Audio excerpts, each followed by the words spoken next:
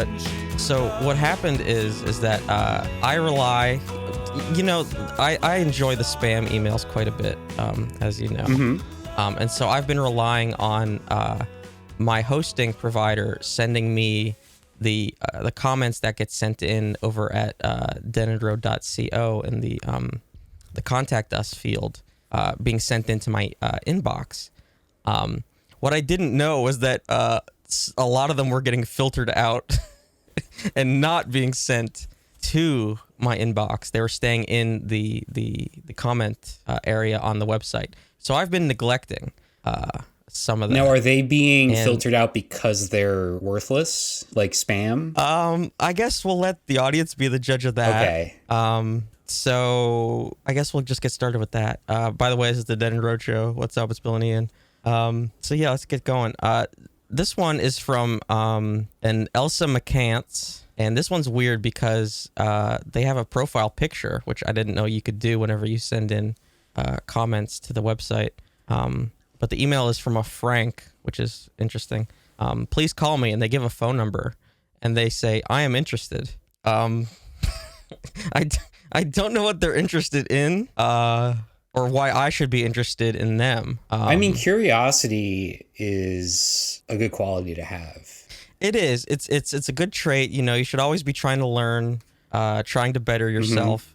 Mm-hmm. I don't know what I can impart to them through a phone conversation. I don't know what they're seeking in me. I don't know if I can be the mentor that they need. I mean, I feel like you have a good amount of expertise in some very specific areas. Yeah. Such as certain Japanese video games. Okay. Conspiracy theories. Okay. Right. Yeah. Conspiracy theories involving Japanese video games. Mm-hmm. Yeah. Yeah. So I don't know what Elsa is. So that's weird. This email actually sent in the same comment 3 separate times, but used different, I guess, aliases. Because there's another one from a Hollis Eason with the same "please call me," the phone number, and I am interested. So yeah, I don't know.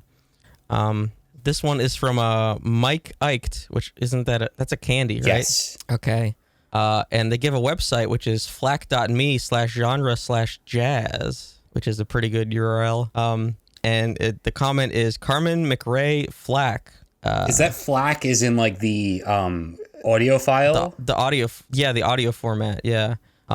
Is Carmen McRae like an artist? Is that somebody? Could be. I'm not familiar, but an American jazz singer. Oh, there we go. Considered one of the most influential jazz vocalists of the 20th century.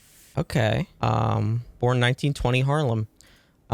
So yeah, I guess that's just a recommendation, I suppose, to check out the Flack rips of some jazz music. I mean, I feel like a lot of people don't value hi-fi. Oh yeah, completely. So it's refreshing to hear, Mm-hmm. Yeah. This one is from friend.caridad@yahoo.com. And this one's in Spanish. At least I believe it's in Spanish. But the first words are Bitcoin system. And it's very long. I'm not going to translate the whole thing. But I really enjoy the fact that it's got something to do with Bitcoin. I just enjoy that a lot. Yeah, that tracks. And I don't I can't speak Spanish or read it, but I see lots of things about multiplying and compensation. So like you kind of get the gist, even though you can't read it. But okay, this one is from at rambler.u. Well, that's appropriate. And and this one, the comment is oh Shantae. What? I was expecting more from Rambler.u. Like I hoped for a lengthier, more substantial comment there. Like we get a lot of the like sex spam bots, and stuff like that. But why is this one the most flirty one? Is it have like is it Oh Shantae with a question mark? No, that's it. Oh Shantae. Well, I feel like you're adding sort of the what okay, Oh Shanti. What about how am I supposed to say it? Like what? Yeah, but you see what I mean there, right? Like you're adding sort of the emphasis to it that makes it sound flirty. Okay, how would you read that? Oh, Shantae. Yeah, see, that's a bit more objective. Okay, all right, fine. Still.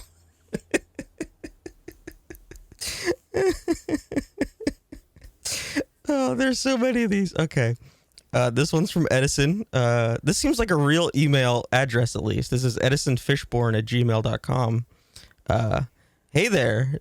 Do you have time to brush your dog's teeth every day? Let your dog clean his own teeth with our dog dental care brushing stick. Oh, so is it like Edison. a bone, but it cleans the teeth while the dog chews on it? I guess that's so. pretty cool. Yeah, I suppose.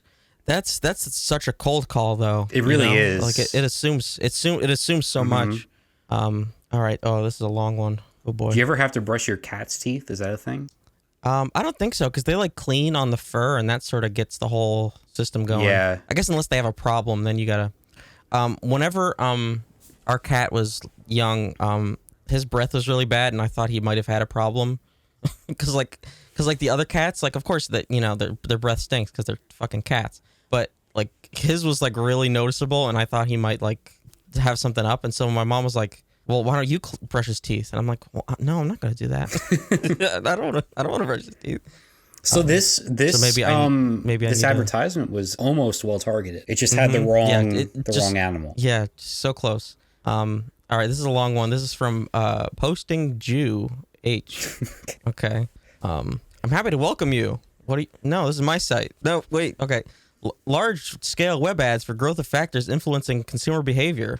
Factors influencing consumer behavior are certain actions of visitors on the online resource, such as logging into the website, viewing pages, time spent on the pages. Organic growth of factors influencing consumer behavior occurs by the widespread placement of your ads without specifying the address of your internet resource. These are just words. Just a lot of words. Mass web ads for growth of factors influencing consumer behavior. It just repeats that over and over. Okay. This next one. This is from Pete's Jam. Cryptocurrency rates are breaking records, which means you have the opportunity to make money on cryptocurrencies. Join our system and start making money with us. Go to system. And there's a tiny URL link, which I'm not clicking on. You got to join the system. Yeah. So like, are you getting these because we've talked about crypto on the show? It's possible, or they're just trying to hit everybody. Yeah. While people are saying things about crypto. Now, I don't know if I've read this one before, or I meant to read it and I didn't. So stop me if I have read this one before. This one's from Elena Mack. Hello, all guys. I know my message may be too specific, but my sister found nice man here and they married. So how about me? Smiley face. I am 27 years old, Elena, from Romania. Know English and Russian languages also. And ... I have specific disease named nymphomania. Oh. Who know what is this? Can understand me. And then in parentheses, better to say it immediately. Yes, I cook very tasty. And I love not only cook, winky face. I'm real girl, not prostitute. Okay, I wasn't assuming anything. And looking for a serious and hot relationship. Anyway, you could find my profile here. And then there's a weird URL. Oh, Shantae. Yeah, Elena, I wasn't assuming anything about your profession, but now I'm a little suspicious. I like, being upfront about being an nymphomaniac. Is pretty good. I feel like that transparency is helpful. You gotta be open with people. You gotta say what you gotta be open about what you're expecting out of a relationship when you want something serious and hot. Yeah. Wasn't the nymphomaniac, that was the Shia LaBeouf thing? Yeah. I think he was in it. It's a 5-hour movie that's split into two different parts. It's from who's the director? It's the same director that did Antichrist. Of course. I'm forgetting his name right now. But yeah, I think Shia LaBeouf shows up in that. Is that the Von Trier? Lars von Trier. Yeah. Oh boy. Pretty good movie actually. Right. It actually is. I liked it. How much dong's in that one? I imagine quite a bit. Yeah, moderate amount. Yeah. That tracks. This one is from Netamix. And they're okay. This is actually a really good email address. This is Wood Thigh Tree. I thought it was supposed to be like a pun on Woody Guthrie, but I don't think it works. It's Wood Thigh Gyre 1988. You got Woody Guthrie out of that? I don't know. I thought it was a pun, like wood thigh Guthrie. I don't know. I tried to give him something. And they write in and say, "Hey guapo, soy una chica sexy." Oshante. And then they have a URL. I mean, I appreciate that it's short and to the point. You know? Yeah. That's a good pitch because you really got to hook. You got to hook them in the first line. And then for whatever reason, I got a ton of spam that was just telling me about prostitutes in Paris. And so this one is from Samuel. Bit of a running theme Samuel here. says, I know. I don't know what it is. This one says VIP escort Paris. And that's it. Again, I appreciate the brevity. Like it's, although that one does leave a little bit, you know. You gotta kind of, you know, it's evocative, but you gotta, you know, do a lot of the work. You have yourself to fill in the blanks. This is from Lee Rutt. Hello. I propose you make a business with crypto token that runs on the Binance Smart Chain. There are 1 million tokens in total, 1% daily ROI of up to 365% with reinvestment and withdrawal. Sustainability through transaction tax, referral system, and incentives for team building. 10% of partners deposit, 5% of partners recompound. The opportunity to own the first deflationary, fully decentralized profit farm. Please message me at Drip Leaders if you are interested in joining. So I would say that about 2/3 of the words used there are real. They're words. I don't know if they mean anything. Yeah. I just really like, please message me at Drip Leaders if you're interested. Okay, this one is from Michael, and Michael sends me he says DeadEndRoad.co, and then it's just a bunch of gibberish. It's just, so I don't know what I'm supposed to do with that. I thought we were going to have a Raymond. real email. What do you mean? You don't think he's a real? I don't know. Drip Leaders, I mean... If Elena Mack isn't proposing nymphomaniac marriage, then I'm going to be very upset. This one's from Raymond. And Raymond says, pug puppies for sale, $500. These are just like signs. These are just like signs that people are sending me. Yeah, I'd rather go to a shelter and You don't want to buy a dog from some guy off the internet for $500. for $500? No, I'd rather shop around, see what's available. Yeah. I mean, that dog might need me to brush his teeth. Like, we don't know what sort of responsibilities are required. They might have nymphomania. Oh, I hadn't considered that. This one's from Randy Hoosie, and Randy writes, essay on community service involvement. I don't know if he's asking or requesting or he's got one. Well, you're a writer. I don't know if he's I don't know if he's asking for one or what I'm supposed to do with that. But yeah. This one's from Irvin Taw. Irvin says Choang Club, and I don't know what that is. These names are all randomly generated. You think? Yeah. The fact that they don't have a space between what's supposed to be the first and last name. Yeah, I'm doing a search for Choang, and I can't. I'm getting Tommy Chong, which I don't think has anything to do with it. Probably not. This one's very good. You weren't kidding about the backlog. Timothy. I know. I'm almost done. This one's from Timothy Lip.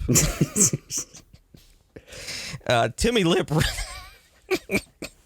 Timmy Lip writes and says, buy Sildenafil online, female Viagra, Walmart, Sildenafil citrate online pharmacy. I mean, if anybody's a real nymphomaniac, I think it's Timmy Lip. It's Timmy Lip. Yeah, Timmy Lip's got the hookup. His website is viagrawallet.org. It's like Google Pay. .org. It's an organization. It's a nonprofit.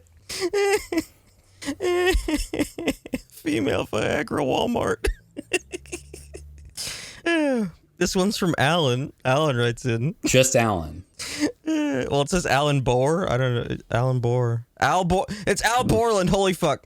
Al Borland writes in and says, watch live TV.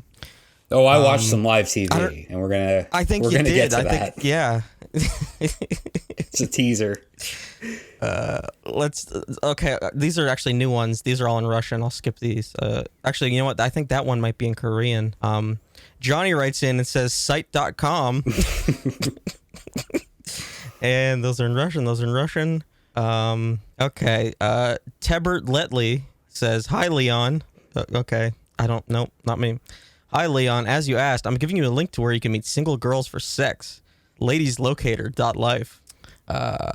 Is that the last one? That's the last one. Okay. Now those were the ones that were sent to the website. Mm-hmm. Now let me let me pull up the email. I think we need to talk about which segments we should kick off the show with. You think? A little bit, yeah. Might be a discussion. Well, okay. I don't know how to. I was sent a tweet, and I think I found a kindred spirit. And the tweet is from user openly deaf. Okay. Okay. And they say, I'll say it. Coda is even worse than Don't Look Up. Okay. Interesting take. That's the whole thing. That's the tweet. That's the whole tweet. And I haven't seen Don't Look Up, but it might be. Okay, so for context here, so this was this tweet was sent to you, but was it the original tweeter that sent you the tweet via email, or like what's going on here? No, I was not. The original tweeter was not the one who sent me. So who sent you the tweet? Oh, we don't need to divulge names. Oh, what are you gonna? You gonna go? Well, did the person ask to remain anonymous? Like, what's going on here? No. Okay, so then what's the problem? I can protect my sources. You can't give a first name. I think it's pretty standard to give a first name if somebody provides some feedback on the show. Ronald, like what? What do you need? What do you need to know? I don't know. It's just I don't know. What do you need to know? I mean, for all I know, you could have done this. You could have found the tweet and decided. Do I need to fake engagement after reading out 10 minutes of spam email? That's a good point.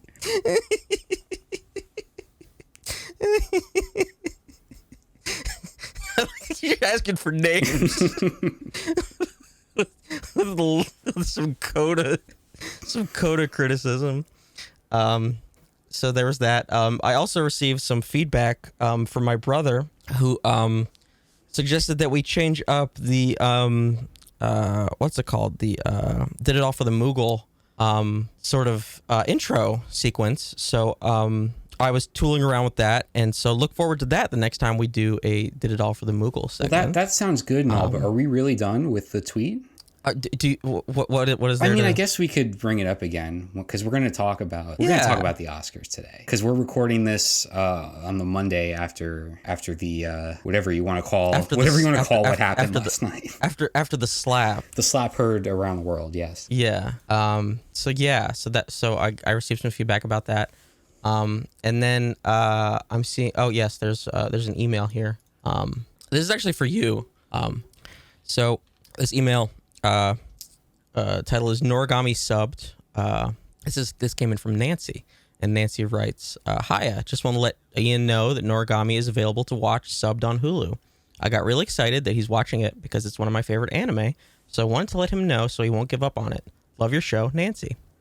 Thank you very much, Nancy, for writing in. Yeah, that's great to hear. I probably shouldn't mention that I haven't watched an episode in like 2 weeks. But I do mean to get back into it though. Yeah. I believe the email was sent before our last episode came out because I think we talked about how Crunchyroll finally got the subs for Noragami, which they were missing. But previously. It was probably just sitting there on Hulu the entire time, and I didn't know it. Yeah, I think that's probably the case. But yeah, so that's really good to know. I am gonna continue on with it.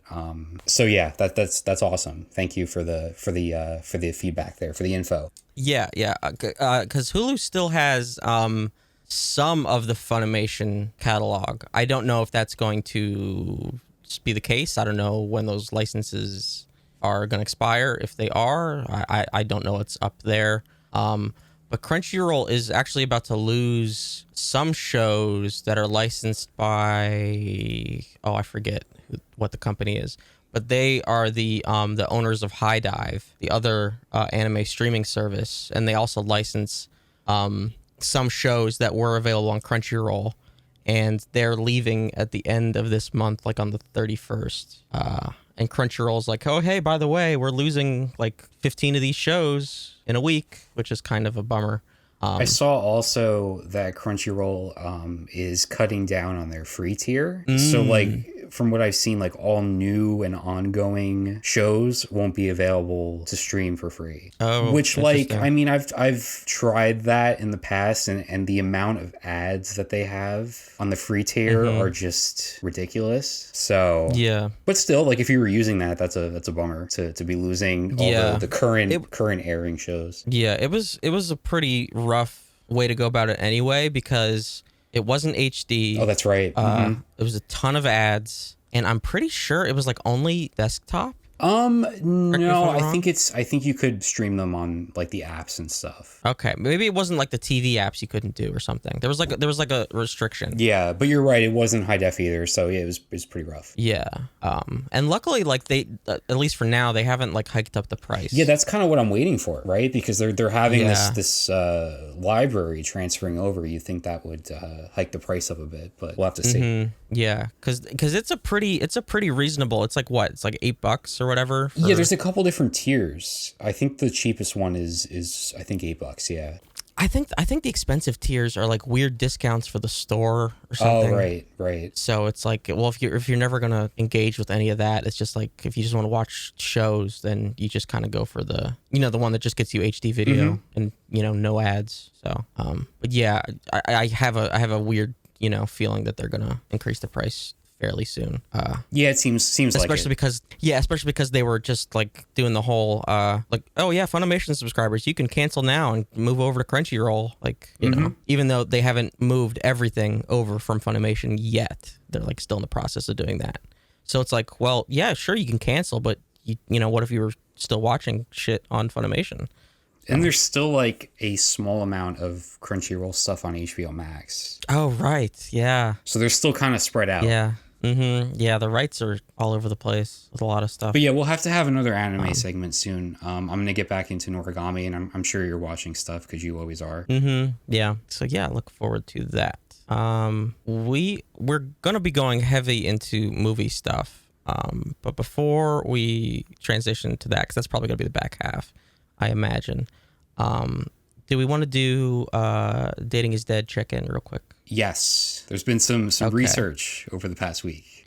Yeah. So I mentioned this at the tail end of last week or the week before. I can't even remember anymore.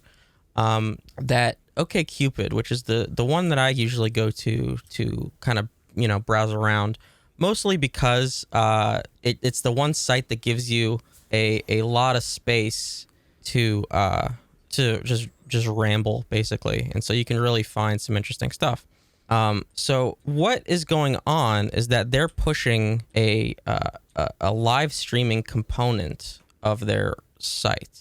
So to me, it felt out of the blue and sort of really like it came out of nowhere, and mostly because like the other sites, like we've talked about the Hinge thing where they've done like the voice memo profile thingy, maybe you could explain it better. Like you could post a voice clip to your profile. Yeah, it's usually like a short, maybe 5-10 second clip. And from most of the things I've seen that come up on like social media, a lot of people just use it for jokes and stuff. Yeah, and so like OkCupid doesn't really have any features like that. There's like not really any video component. Like you can't post videos of yourself, as far as I'm aware. I've never seen it. And so there's nothing sort of multimedia like that. It's just sort of photos, and it's just a lot of text, and like you answer quizzes and try to match with people, right? It's just sort of your typical maybe old school kind of dating site is the thing. And so this really felt like it came out of nowhere, and they were just really pushing it with all these kind of pop-up ads and shit. And so I went to the tab, and I was just very confused. It seems like it's attempting to be less of a like dating feature and more of a push into like just trying to be a live streaming video platform. In the same way that maybe not Twitch specifically, but more like I guess like Instagram Live or like the TikTok Live kind of thing. Or maybe even like the sort of like the just chatting section of Twitch. Yeah, more along the lines of that. But I would say like that is the Twitch side is usually a lot more like the production value, I guess, is higher of the people doing it. Like, yeah. Usually on Instagram or TikTok, right? You like have to do it from a phone. At least is what I've seen. Yeah, I mean the people on where, Twitch streamers, like serious streamers, are that's their living. Yeah, yeah. Well, I think people are making money off of like Instagram and TikTok. Well, that's too, true. But that's like, true. But usually like when you're on Twitch, like you have like a camera set up, you have ring lights. You're like you have like basically like a little stage you've set up for yourself. Whereas the stuff on TikTok or Instagram is like you just kind of have your phone and you're just sort of talking or doing whatever you're doing there. Is this potentially like sort of like a chat roulette vibe going on here? Kind of. Except where like one person like decides that they're gonna host something like almost like a chat room sort of thing. And I'm struggling to like I'm trying to avoid calling it like a cam site because there is no sexual component whatsoever. Like there's no nudity, no like any kind of like even provocative sort of thing. I don't know if it's in their terms of service or that's just not what they're doing. So like it's really not any kind of sexual thing that I've seen here, at least on these like front pages that you're scrolling. But much in the same way it is like on any other kind of live streaming video platform, it's ranked by number of viewers for the most part, right? There's a trending tab, you could see people's view counts. And so whenever I originally went onto this, it was like, oh yeah, you can do speed dating on this, but it's broadcasted. Yeah, like the speed dating thing makes sense right away when you would think about how they could like implement something to a dating site. But the whole like having just random people watch it is strange to me. Yeah. So I think the idea is that random people can join it, but then random people are also watching it. But when you're getting to that point, you're not actually speed dating to maybe try to hook up with somebody. You're trying to entertain. Yeah, it's a very different goal there. Yeah, you're putting on a show. It really is like reality TV, right? It's just not produced. You're just kind of winging it, And I'm sure that's appealing to a lot of potential viewers, right? But like it's just really bizarre that they would kind of pivot from being like, oh yeah, we're just like sort of a regular dating site to now we have this reality TV component to it. Does it feel separate from the core experience, or are they really trying to like make it part of the whole thing? It feels separate enough. Like after the like original pop-ups, you kind of can ignore it completely. But at the same time, like you have to deliberately go to its specific tab, on the site. But at the same time, they put the live tab like before you go to your likes or messages, so you see that before you even see your messages on the site. I mean, if you think of this site as a form of social media, having a live feature just is kind of just falling in line with the rest of them, right? Yeah, but the goal, like you said, the goals are like so drastically different. Yeah. So now you have people that are just hosting chat rooms essentially. And that's what you can really consider, Instagram lives or like the just chatting on Twitch stuff too, is just people hosting a chat room, and they're an MC now, right? They're, and so I don't know if that is like congruous with a dating platform. Like it makes sense for other social platforms, but now you have people that are trying to amass a following on a very niche platform, but trying to garner a generalized audience. Yeah, it's weird, right? Because you think you'd go on that site to find a person or like, a friendship or a relationship, something like that, not a community. Yeah, it's really strange. The other problem I ran into was that, so I was like, okay, so I see all these profiles like on this live thing. I see these view counts.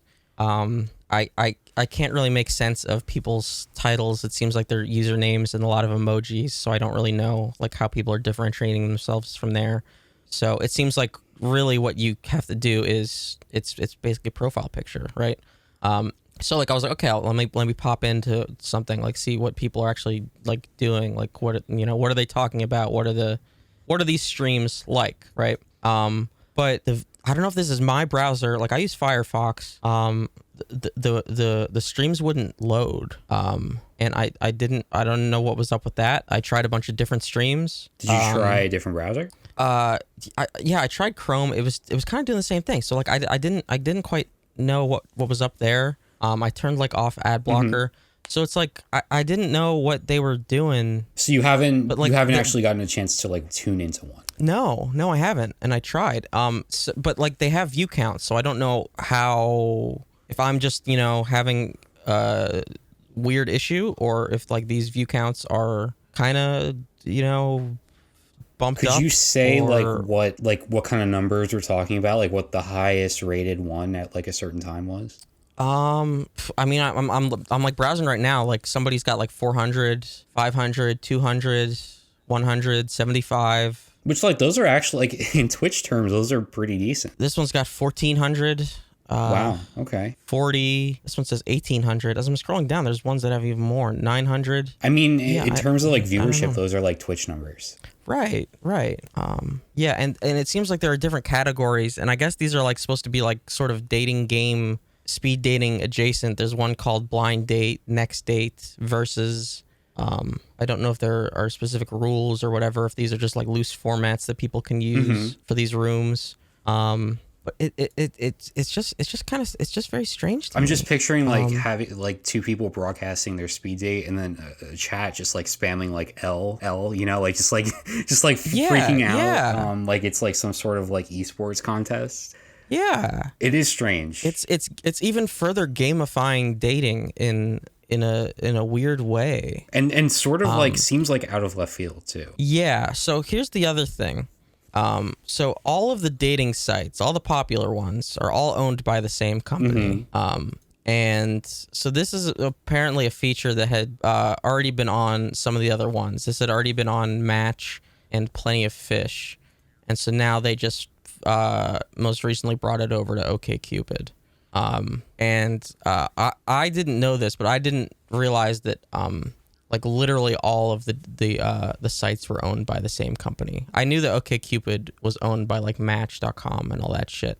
But I didn't realize that same parent company also owned Tinder and Hinge and a few others. That's a monopoly. Yeah. And so there is a weird trend of like, if you ever see like janky like browser ads for like hyper specific dating sites, like, oh, this is the dating site for gamers, or this is the dating site for sports fans, or like something that's like super specific, that if you think about it for a second, it's like, well, how are there more than 50 people on this? Well, it's because they're all owned by one company that just creates one template and then makes a bunch of domains for different niches, and they're all the same pool of people. Even if you're signing up to be like, oh, this is the anime dating site, or this is the the college basketball dating site, or whatever it is, it's all the same people because they don't have the user base for you to see more than two people. Yeah, like would it not make more sense to sort of have it all under one umbrella and just have like one site with all these different, like a Reddit sort of type deal with like just for dating, like with all the subcategories and whatnot? Yeah, so I think that is like eventually what is going to happen, because all the sites already have Tinder swiping. Right. And OkCupid just in the last couple of weeks now they've introduced super likes, which was a Tinder thing. So do you think that they're testing out these new like features on the smaller sites to see like how they do before bringing them to the big ones? Maybe I don't know. Or it's just another way to further monetize this. Yeah, that sounds actually probably closer to the goal here. Yeah, because I'm sure that there are tokens you could buy. There are probably Twitch bits you can buy and throw at streamers. So I'm sure it's just a way to get a slice of the live streaming pie. But I do think that they will get further and further homogenized. Like you see ads for Hinge where they're like, oh no, we're a different site. We're different. We want you to delete our app, right? You see those ads all over the place. But it's like, okay, your UI is different, but you're still owned by the same company. You still have Tinder swiping. Like it's the same thing. It's still the same It's thing. effective marketing because I didn't know anything about Hinge, and I assumed that there was something like fundamentally different about it. Yeah, exactly. Yeah, like I didn't know that Hinge was in that same conglomerate. But no, they're all the same company. I don't think that was always the case, but I think they were like all scooped up. Yeah, it's pretty wild. Yeah, so I just think that homogenization is only going to get, Does antitrust more even drastic. exist anymore? Nah, Not really, right? Nah. Every once in a while, somebody will say, "Oh, we should break up Facebook," and then they're like, Or the okay, phone companies. How do we do that? Like, right? And I think the argument for the phone companies is like, oh, look, like Dish is like a competitor now or some BS. The phone company thing is even worse because the Telecommunications Act of 1996 basically said that, okay, yeah, they're broken up, but it gave them gangland territory where they have many tiny monopolies, so they can't have nationwide business, but they have complete and total control over specific areas of the country. Right. Which is why, so people will complain about Time Warner, in the West Coast or whatever, or, Spectrum in one area. So it's just like they don't need a monopoly because they can't encroach on each other's turf. And there's like parts in the middle of the country that have like no service. Yeah, exactly. Like, so it's actually just as bad as having nationwide monopolies. It's because they have tiny little monopolies all over the country. So yeah, nobody cares. They get to do whatever they want. But yeah, it's just a very strange dynamic going on. So next week's episode of the Dead End Road Show live streamed from OKCupid. We might be able to. Like, I don't know what their terms of service is. It's pretty strange, and I honestly I don't even know, like, so since the platforms are so homogenized, and I don't have like a Plenty of Fish account or whatever the hell, like you might be simultaneously streaming to those different sites. I genuinely have no idea, but yeah, it's pretty weird. I do have some backed up profiles I took a look at. These aren't the live streaming ones, but we could also save that for next week. So yeah, the Oscars were last night. We're recording this on a Monday instead of our usual Friday. I watched the entire broadcast. I doubt that you watched any of it. Because you hate yourself. I hate myself. Yeah, absolutely. Yeah. You didn't see any of it aside from probably some clips online, right? I saw something. You saw something? I saw something. Well, I texted happened. you halfway through because there was an... That was only half? Actually, it might not even have been the halfway mark because that was the halfway mark if it was a 3-hour show, but it actually went almost until midnight. Yeah, I'm old. I was like getting ready for bed at that point. Yeah, I was like, I wish I was. I would have been better off. It would have been the healthier choice for me. But yeah, so we kind of decided that the Will Smith slap is probably not worth going over because it's all the headlines, right? The takes are too hot. They're too hot, too dumb, too fast, too furious. What can we really add to that conversation that hasn't already been said? It is not worth it. Like, if you're listening to this, you already know the deal. You know what's happened. The takes are too dumb. They're too dumb. What's the dumbest take you've heard? Like people are comparing him to Donald Trump. Oh, that's really bad. Where's the Judd Apatow thing? Where's the Judd Apatow thing? Oh, he deleted it. Oh, goddamn. Hold on. Oh, fuck. Now I gotta pull it up because he deleted it because that's even funnier. All right, we'll do Judd Apatow. Then I promise we'll not go any further.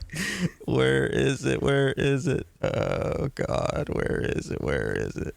Okay, Judd Apatow. He tweeted, he could have killed him. That's pure out of control rage and violence. They've heard a million jokes about them in the last 3 decades. They are not freshmen in the world of Hollywood and comedy. He lost his mind. He could have killed him. He walked up smiling and smacked him, and then he sat down. Like, give me a break. He could have killed him. Give me a break. He could have killed him. That's like, oh, that is so ridiculous. Like, yes, I don't want to sort of take away from the fact that it was an actual assault. Oh, he slapped him. Oh my God. All right, we can't. We got to get out. Pulling out. Ripcord. All right, just We're out. Clean break. We're out. Clean break. But no, I do want to sort of address the other 3 hours and 55 minutes of the broadcast because there was some other stuff happening. Some movies that we've discussed at length on the show were they won big last night. Dune pretty much swept all the crafts awards. Let me see. So it won. Let me run down the wins that Dune picked up. So it won Best Visual Effects. It won Best Cinematography. It won Best Production Design, Best Editing, and Best Original Score. Oh, and also Best Sound. Okay. So that's a big night for Mr. Villeneuve. Yeah. I think it's pretty well deserved, especially in the cinematography and visual effects departments. I mean, I think I said this when we talked about it originally. There are some visual effects in Dune unlike anything, and on a scale unlike anything I've seen in film. So pretty remarkable. And so a lot of shots of Denis Villeneuve last night. Some of them were pre-taped, while others were live.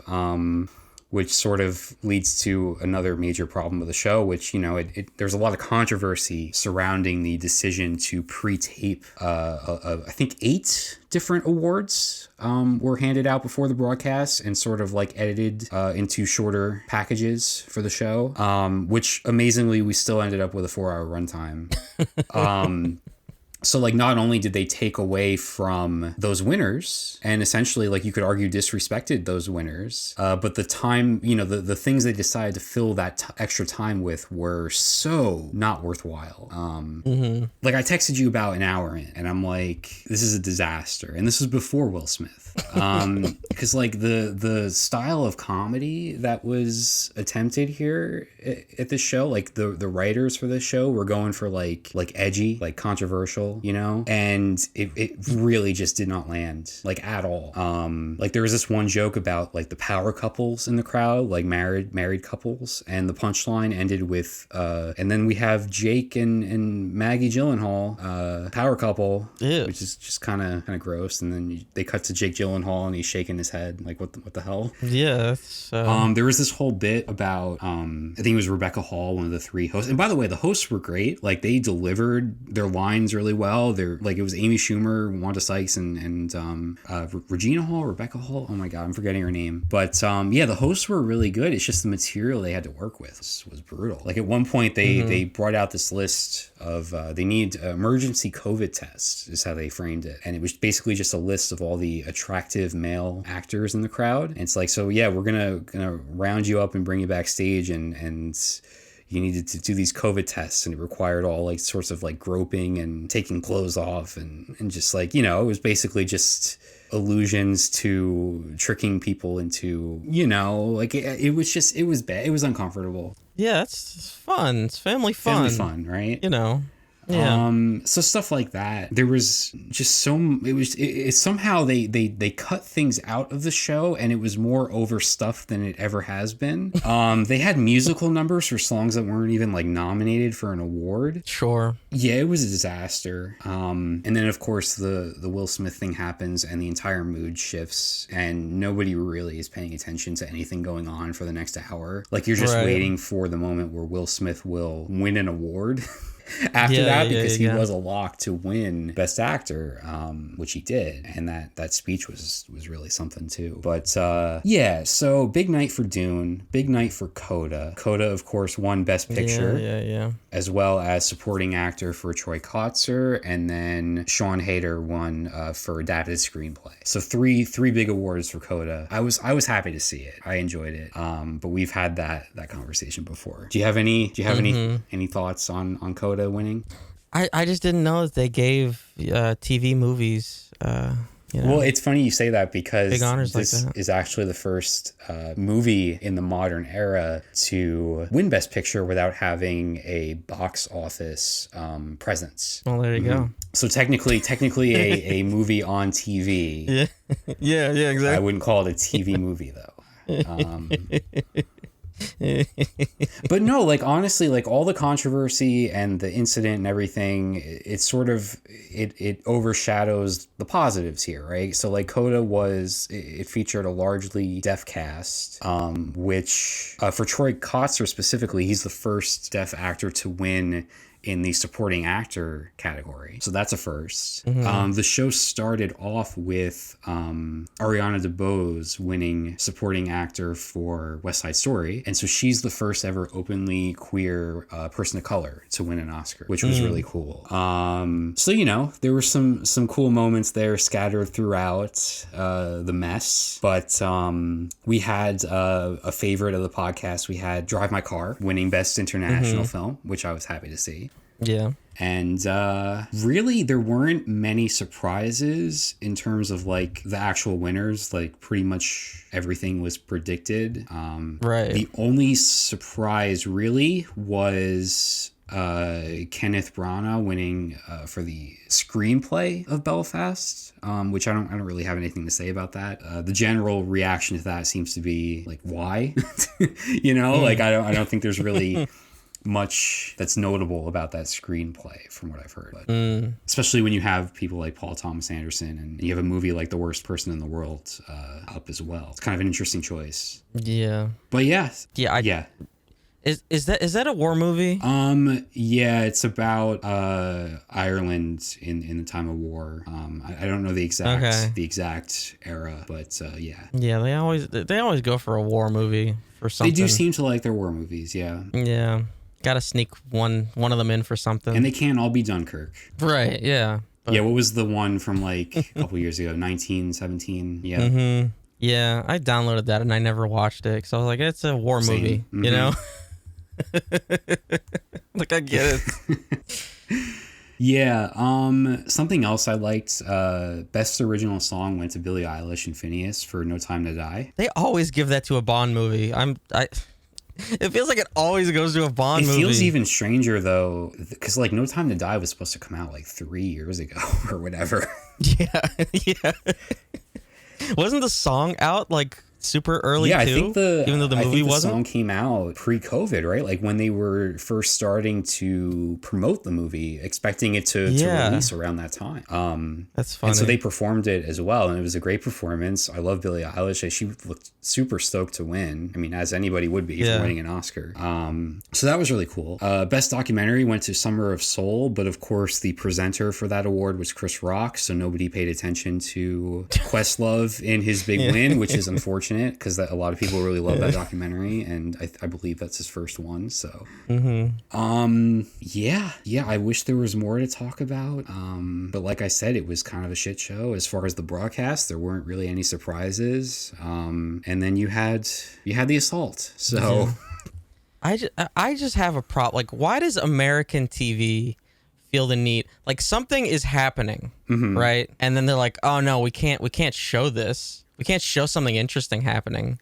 We need to cut the mic. We need to cut to commercial. We can't show a thing happening. Right. It was the Australian broadcast of the Oscars that everybody was using the clips from because they didn't cut the mics. The Australian and then the Japanese had the uncut feed of it, and it's like, yeah, they're gonna show it. Like, I'm not gonna talk about like journalistic integrity or some bullshit like that, but it's like, you got cameras rolling, show it.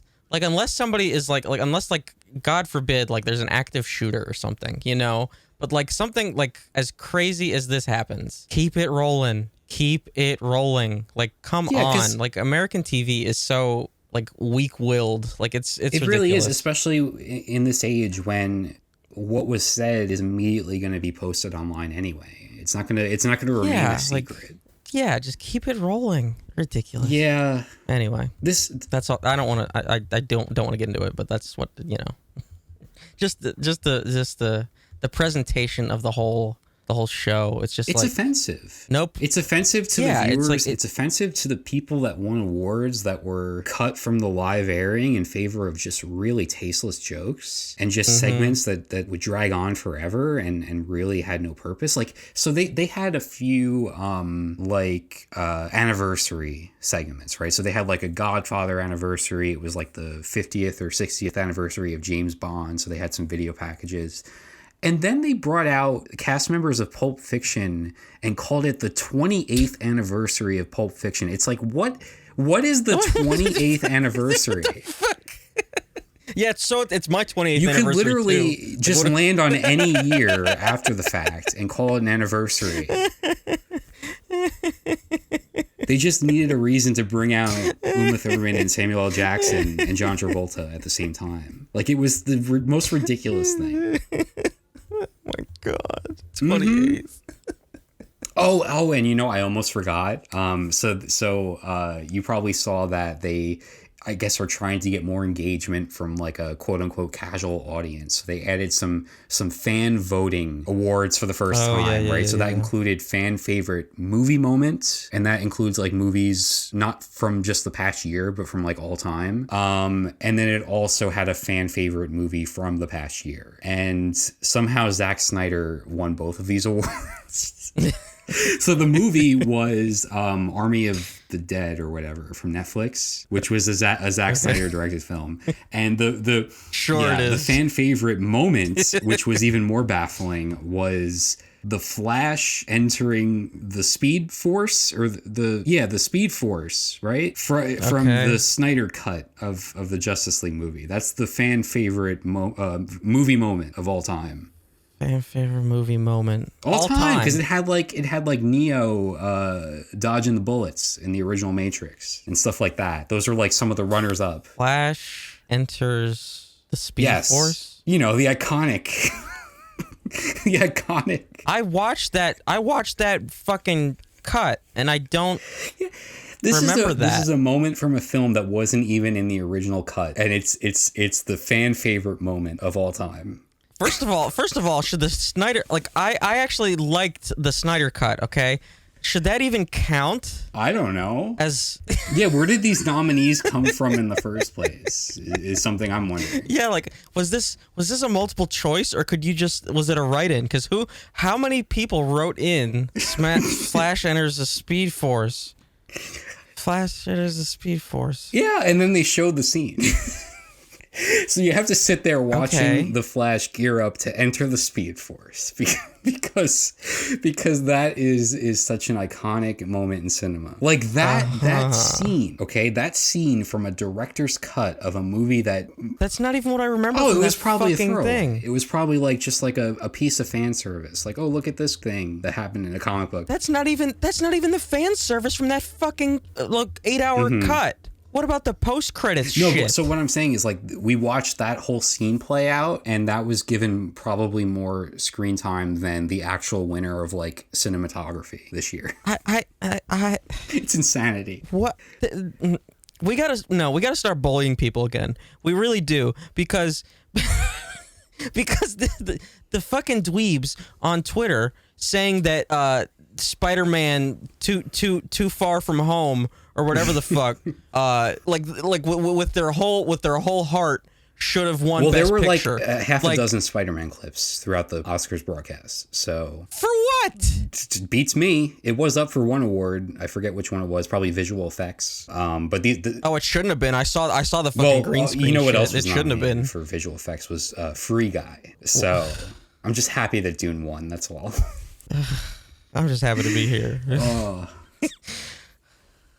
The Flash enters the Speedforce. Yeah, I feel like if the slap hadn't happened, I feel like the Flash entering the Speedforce would have been like one of the top memes of the night. Oh my God. Was there a Twitter campaign? Was there like a Snyder? Was this like a follow up to the? There had to have been, right? For him to win both of those. There had to have been. This is why you don't like have an open poll. I can't believe the Oscars did this. Like fucking McDonald's has learned that you don't leave an open poll. You give them 3 choices. Yes. And one of them is not Flash enters the Speedforce. You don't leave a write-in. This is how you get Cartman for president. You don't leave a write-in. And amazingly, this is not even in like the top 5 most offensive things that the broadcast did last night. Like it's incredible. It's incredible. And what was the movie? Army of the Dead. It was a Netflix film that Snyder directed. Yeah, sure. There's some very angry looking zombies from the clip that they showed. Of course. I bet they're also very muscular. Probably. I have to admit, like at that point, my mind was elsewhere because this was post slap. So. Oh yeah, okay. They could have shown anything. Yeah, they could have shown Avatar 4 footage and nobody would have even noticed. Christ. Hey, at least Rachel Zegler was there. Yeah. She's the star of West Side Story that didn't receive an invite. What do you mean she didn't receive an invite? Last weekend on Instagram, she said that she was not invited to the Oscars. The star of a Best Picture nominee. She wasn't invited. And so they by the Academy or like by Spielberg? The Academy. And so people have said that it might have been because she was filming another Disney film and they assumed she wouldn't be able to, make it because of a scheduling conflict. And they did actually have to put the filming of that movie on hold for her to travel to LA. But they got her in as a presenter for the evening. I think Disney would have let her go. I think so too. For the afternoon. Yeah. I'm not gonna defend Disney, but also they could have asked her for the afternoon. They could have been they could have sent the invitation anyway, and then you can decline an invitation. Yeah, that's kind of how that works. Yeah. God. But Flash Thunder is Speedforce, so. I couldn't tell you what that scene would be. It's honestly just, and I watched literally that thing. just the Flash going into a giant circle of lightning in the sky. And that's all there is to it. And he disappears because he's in the fucking Speedforce. I couldn't tell you. I really truly. That is not what I remember from the Snyder Cut at all. Well, you should watch it because it's the most iconic movie scene of all time. Of all time. Gone with the Wind, nah. Godfather shit, nah. Matrix, they did have they had Jaws, a segment that was like shameless promotion of the Oscars museum, and I was like, I rolled my eyes at first, but then what it turned out to be was Wanda Sykes receiving an invitation to tour the museum, and she dunked on everything in there. It was actually pretty good, but. Yeah, it was a long night. It was an emotional roller coaster. And by that, I mean, I was falling asleep until somebody literally got slapped in the face. And then I just the whole entire world erupted. Yeah. I mean, I feel like we need some of that though.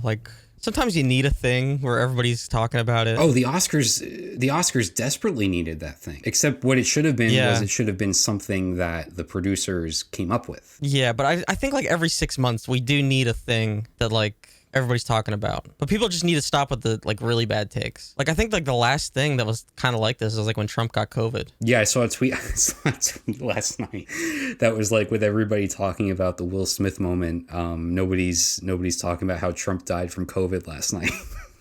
yeah. See, that's what I mean. God. Yeah.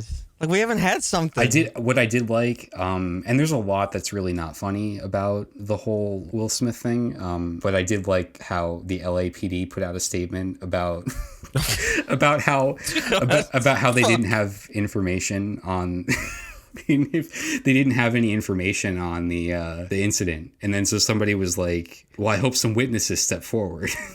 Yeah. Do you know why? Because people were tweeting them the video as that, see, I'm reporting an assault, as if that's something. Yeah. So Chris that's Rock why they felt Chris that Rock they needed pressing charges. No, he's not. No. So there's nothing. This is nothing. It was one surreal thing was immediately after he got slapped in the face, he continued to present the documentary award. And so he was just stumbling through the script for that. So he was like, okay, so now we're going to present a documentary. I mean, it's the winner of the documentary. He was just stumbling through it. Sure. Yeah. Okay. I think we should. All right. I think we should move on from this. That was the Oscars. Yes. See you next year. Somehow I probably will be tuning in again next year. I know you will. All right. So so we watched a movie. A real movie. Yeah. Cinema, baby. Cinema.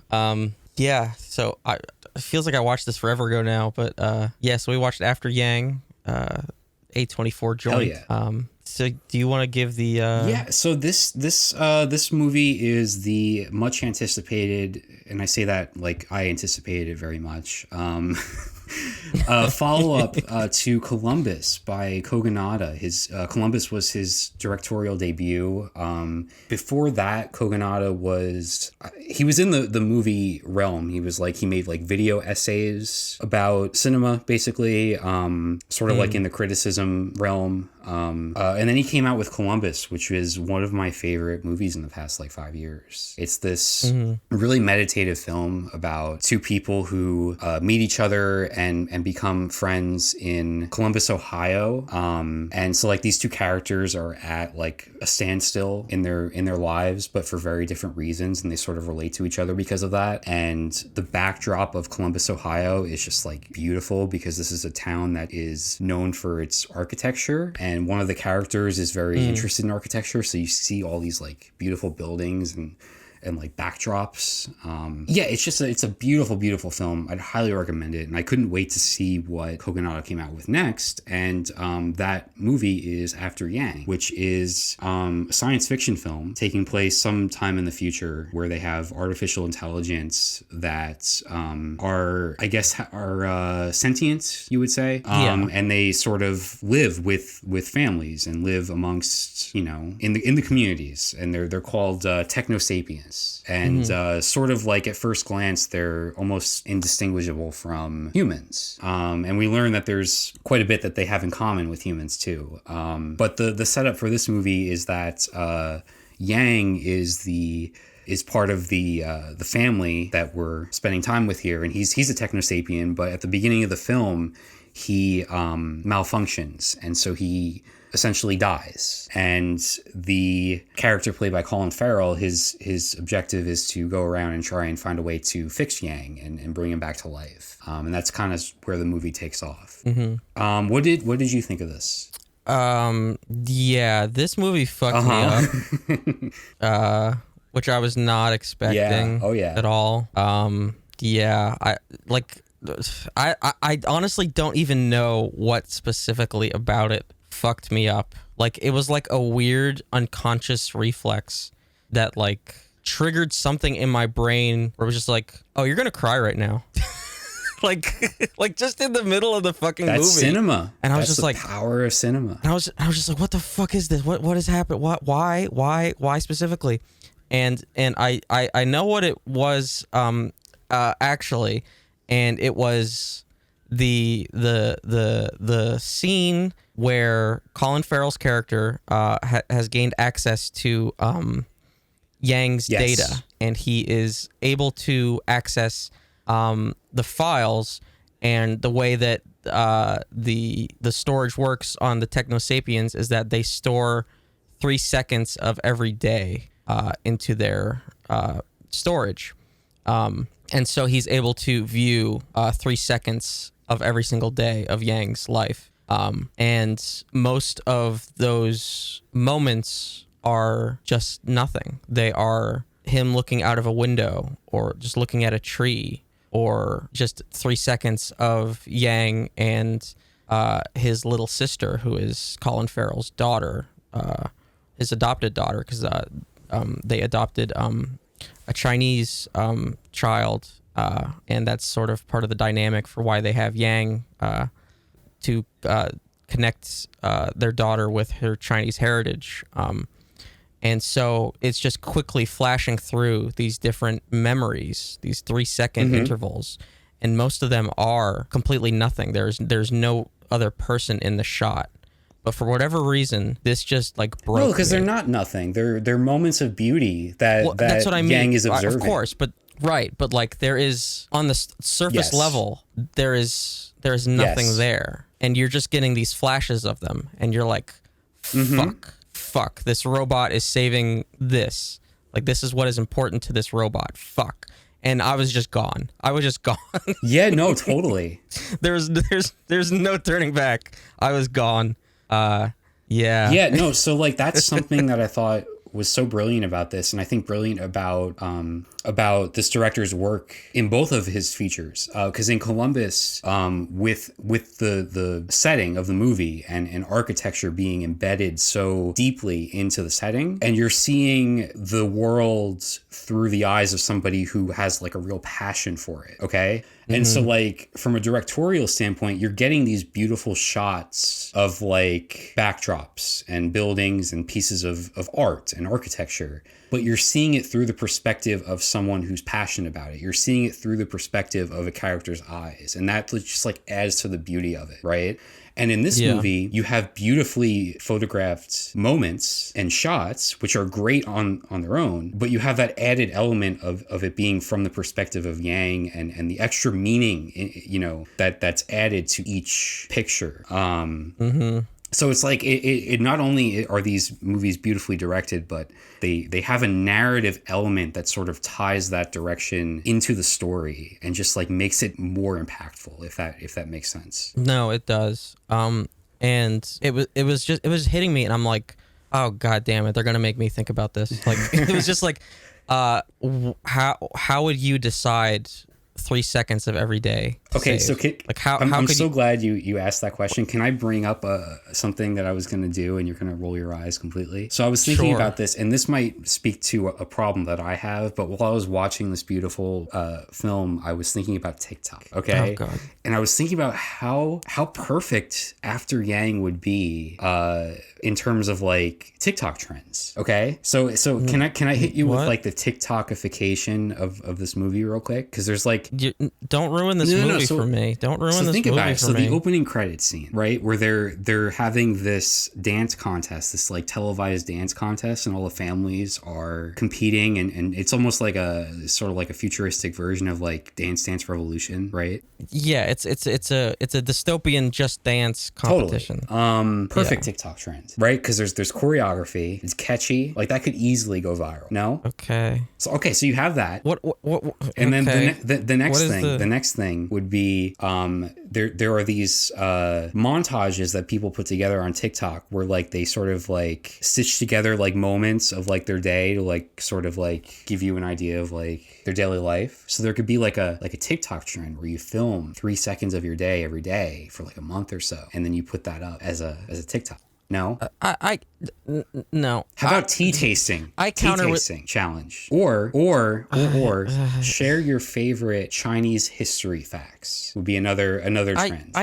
I will counter with Vine. Or a challenge where you step out into the forest moments after it rains and just kind of take in the atmosphere. I counter with Vine. Oh, okay, these are better suited to Vine. Vine was 6 seconds max. Done. Game over. See, this sounded funny in my head, but I think I just derailed the whole conversation, so I apologize.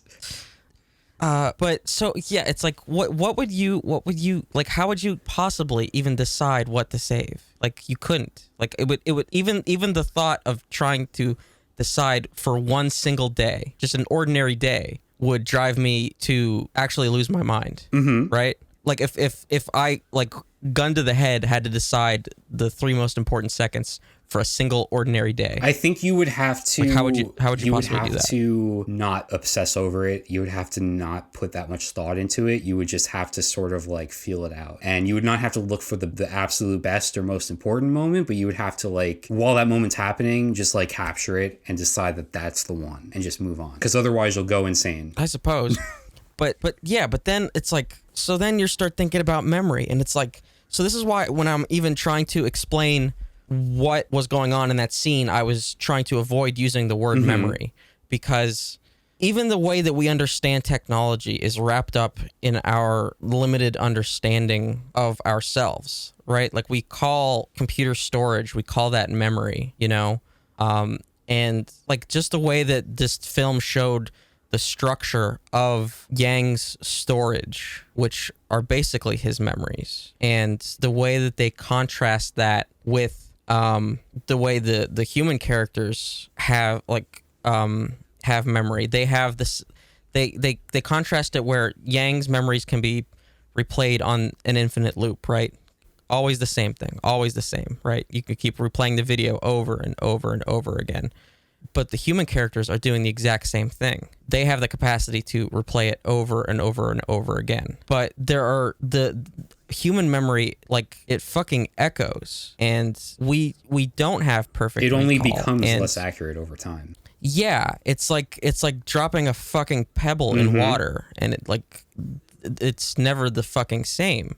And like just thinking about this was just like breaking my brain as I'm watching this, and hearing Colin Farrell like nonchalantly compress and decompress the file structure of the sentient being's memories and flicking around them in this 3D VR UI. I was just like, Jesus Christ.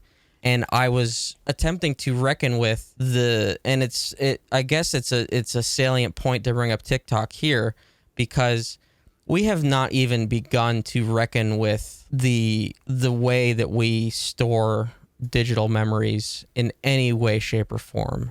We are not properly equipped to handle any of this shit whatsoever. And it's like you've got old people that are dropping dead on Facebook and their profiles are still there. You have to go petition Facebook in order to get their data removed. You know, like just the absolute bleakness of it.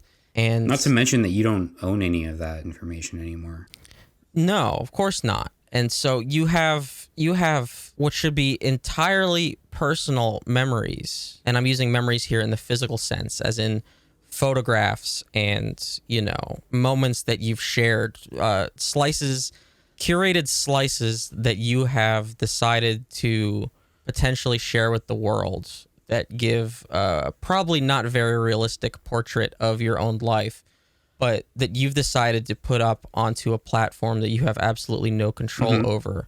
And then you're fucking gone. And that might be all somebody can see of your life. And it's not representative of who you were, but it's what remains, because we don't properly have a way to like reckon with the totality of human memory, or like a proper avenue for digital expression that isn't completely ruined by capitalist rot. Like, because one of the central conflicts of the movie is they need to decide what they're going to do with Yang's memories, and whether they have the opportunity to put them on display in a museum, basically. And it's just like, what if that was you? You know, what if you fucking die and your intimate moments are then just being played on a fucking Vine loop for strangers to see? This was your beauty, and now you are fucking gone. But this is all that you have left, are these Vine loops, and it's just over and over and over, and that just like fucking ruined me. Yeah, that's a really interesting takeaway, and one that I wasn't really thinking about, but it really does track with where we're at with technology and everything. It's fascinating. Yeah. Because it's like it's a different thing than like an artist leaving behind their work, right? It's more personal than even that, in a way, because it's like it's not something that you're consciously thinking about and curating to outlive you. It's something that you're posting in the moment. Like it's usually something that's very current and like relevant and of the moment in some way or another, whether it's like something that is about your life that day, or it's like some sort of trend or topical thing, or just like you said, like memories and moments. But you're not consciously you're not thinking about what this is going to mean or say about you in the future. Yeah. And I'm not saying that like clearly that a fucking Facebook page has to be your permanent record of identity, but it's like we haven't devised anything that can actually represent what we are, and so we've just kind of left it up to these platforms to be like, well, this is what we did, and we're not really reckoning with what happens afterwards. Still, like we still haven't reached that point with what happens afterwards. Right. Like the user base for these platforms is getting older and is dying. How many old people on Facebook are dying? And it's like turning into a digital graveyard. And this is not representing people. This is being used for data harvesting, for advertisements, and for government spy contracts, and like just evil shit. But we see it as like just signposts like on our life. Like there was a somebody that went to high school with us died recently, and it's like I was trying to remember who the hell they were, and well, I went onto their Facebook page because how else am I going to like try to find any kind of record of who they were, like how I could remember who they were in high school. It's their fucking Facebook page. Like there's no other choice. And it's like, well, this can't possibly be a record of this person's life. It can't be. But that's what you have. That's what you get. Like this person died young, and this is what is left digitally, because that is what we've decided so far is how we're going to reckon with it. And it's not a good way to exist digitally at all. So I don't know what the solution is, but it certainly isn't what we're doing right now. Yeah, no, it's a lot to grapple with. I do want to say I think this movie is more optimistic than how we're making it sound right now. No, this is me going into a fucking depression. Well, I mean, it's bouncing off of those ideas, and it's sort of looking at them in a relevant way. But this movie it's science fiction that it's my favorite type of science fiction, at least from what I've experienced. Like sci-fi that it can span galaxies, it can have all sorts of these like high concept ideas and whatnot, but for me, like the most effective science fiction are the ones that like kind of zero in on something small and personal. Like the movie Arrival from Denis Villeneuve it's about aliens, it's about first contact, but it's also just about motherhood and like the choices that we have to make as people.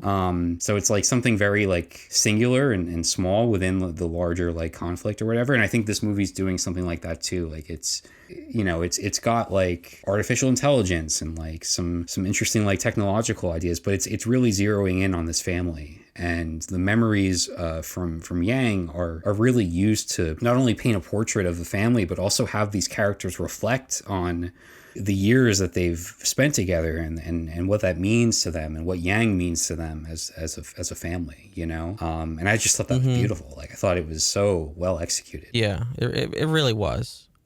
Just the way that you can get a deeper understanding of the people around you through recollection, because the thing is that the family, Colin Farrell's character in particular, because he's the one that we're following throughout, he was there for these moments, right? It's just that through recollection, either through Yang's eyes, specifically through watching the files, or through Colin Farrell's own recollection, his own memories, just coming to a greater understanding through that recall and realizing what Yang meant, and having just a greater appreciation for the relationship, was really beautiful.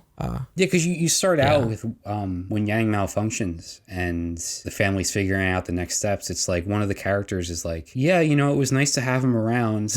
Like it was almost dismissive. But by the end of it, they're all the characters are deeply impacted by losing him, and uncovering these memories are what you attribute to that. Like that's them seeing these memories through his eyes gives them a different perspective and a different just being able to see them all over again and remembering what made those things special in the first place. Yep. And also there's a reveal in this movie towards the end that I'm not gonna spoil, but it's a doozy. It hits hard. I'll say that much. I had to replay part of it a couple times because I was like, Jesus, wait, what? Oh, god damn. You were hitting rewind just like I was with the Will Smith Oscars moment last night. Sure, yeah. And if there's a movie that like a plot point can hinge around a live Mitski performance. Oh yes, I almost forgot to mention that. It's probably gonna be a pretty good movie. Yeah, that was incredible. I didn't know that Mitski was involved in the soundtrack, and that was so cool. That song is so good. I also had in my notes here, this is why I'm skeptical of buying things certified refurbished. Because that's how they got Yang, and we saw what happened there. But it was certified. Like it was certified. It's got to mean something, right? Yeah, you'd think, but I guess they can just kind of say that. Yeah. But yeah, did you have anything else? I don't think so. This was Yeah, fucked it's a me up. tremendous movie. Tremendous movie. I probably should have mentioned at the Yeah. start that it's streaming on Showtime for anyone that hasn't seen it. And then I would also recommend seeking out Columbus as well, which is a tremendous movie. Haley Lou Richardson, who plays Ada in this film. She has a supporting role in this film, but she's the star of Columbus, and she's fantastic. But yeah. Yeah, I'm wondering if we should wrap up and save stuff for next week. I was going to ask, are you interested in seeing Licorice Pizza? It's funny. I was going to ask you about it because I've had it downloaded for weeks and I haven't seen it yet. And I was wondering if you had seen it yet. So do you maybe want to talk about that next week? Yeah, that sounds good to me. Yeah, the new Paul Thomas Anderson. I've been meaning to watch it. Yeah, sounds like a plan. All right. Yeah, we could do that for next week. It came away with no Oscar wins last night, but you know what? It's going to be featured on this podcast, so I feel like that's a pretty big win right there. I mean, hey, which would you rather have, you know? Yeah, I think we should save some stuff for next week. That sounds like a plan to me, too. All right. I think that's going to do it for us. Thank you so much for listening. We really do appreciate it. Do have a couple notes here. We're now on Podchaser. If you happen to use that service. Like we were technically there, but they like buried the feed, so I had to like claim the show or something. So that we're there, so you can check us out there if you use that. Lots of stuff happening with DeadEndRoad Publishing. So if you're an author or no one looking for developmental editing services, you can hit me up, publishing at DeadEndRoad.co. You have an essay to write, and as always, you can follow. I might have an essay. Somebody contacted me about community service or something, so I might have to get on that. That'll push my schedule. I don't know if I can fit it in. As always, you can follow me on Twitter at DeadEndRoad. Check out the Facebook page at facebook.com/DeadEndRoadTV, where you can store all of your meaningful memories for Mark Zuckerberg. Twitch.tv/DeadEndRoadTV. Do YouTube search for DeadEndRoad TV. And email us literally anything at video@DeadEndRoad.co. And give us a rating on the podcast app of your choosing if it allows you to do so. Okay. And congratulations to the cast and crew of Coda. Yeah. I was gonna make a really bad joke. Okay, we should end the show. I'm not gonna do it. They can't hear the podcast. Okay, yeah, that's true. That is a good point. All right. Yep. All right. That's it. See you next week.